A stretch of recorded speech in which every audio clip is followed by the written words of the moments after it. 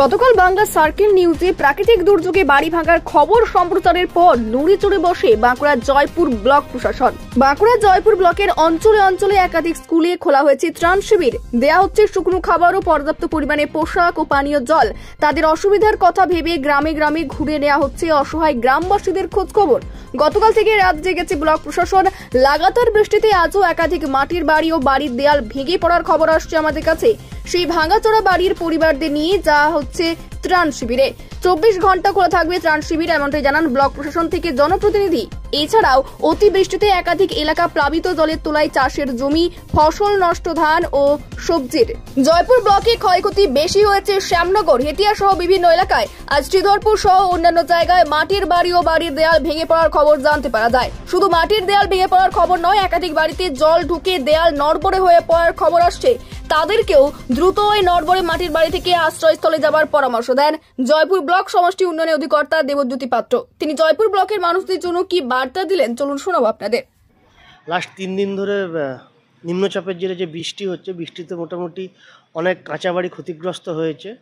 আজকে সকাল পর্যন্ত আমাদের কাছে যেটা রিপোর্ট আছে, প্রায় 40টা বাড়ি পুরোপুরিভাবে ভেঙে গেছে এবং আমরা গতকাল 85টা পরিবারকে, এফেক্টেড পরিবারকে কাছাকাছি কোনো relief centre, primary school, high school এখানে শিফট করেছি এবং যারা আছে আমাদের রিলিফ সেন্টার তাদের খাওয়া দাওয়ার জন্য আমরা রান্না করা খাওয়া, ড্রাই ফ্রুট এগুলোরও ব্যবস্থা করা হয়েছে। আমরা যখন যেমন খবর পাচ্ছি তুরন্ত আমাদের যে টিম আছে, পঞ্চায়েত লেভেলের টিম, আমাদের ব্লকের টিম, তারা ব্যবস্থা নিচ্ছে। ততদিন না পর্যন্ত তারা নর্মাল লাইফে বা স্বাভাবিক জীবনযাপনে ফিরে আসতে পারছেন, ততদিন আমরা ওনাদেরকে সাপোর্ট দেব। ওদের অসুবিধা হবে না, ওরা সপরিবারে যেখানে আছেন সেখানেই থাকবেন, সে বিষয়টি আমরা দেখে নেব।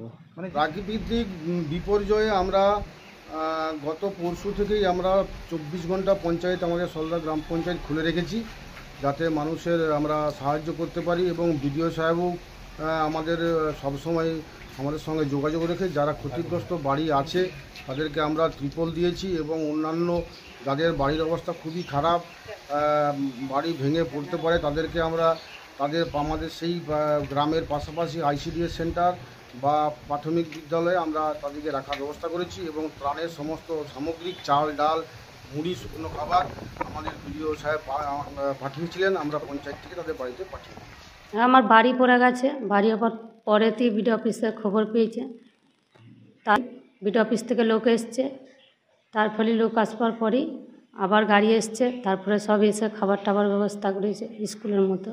আপনার যে শিশু কোথায় রয়েছে? শিশু বাড়িতেই আছে, এখন ঘর দুয়ার কিছু নেই, স্কুলে এসে আছি। এটা খবর হয়েছে একটা, ওই খবর হয়ে চারদিকে হয়েছে, ওইটা হওয়ার পর বাবুরা দেখলো যে তাহলে তো বিরাট ব্যাপার হয়েছে একটা গোপন ঘরে, দিয়ে সেই জন্যই খবর নিতে এসেছিলো, এসে দেখলো ঠিকই বটে, দিয়ে সেই করে আমাদের ব্যবস্থা তারা নিল।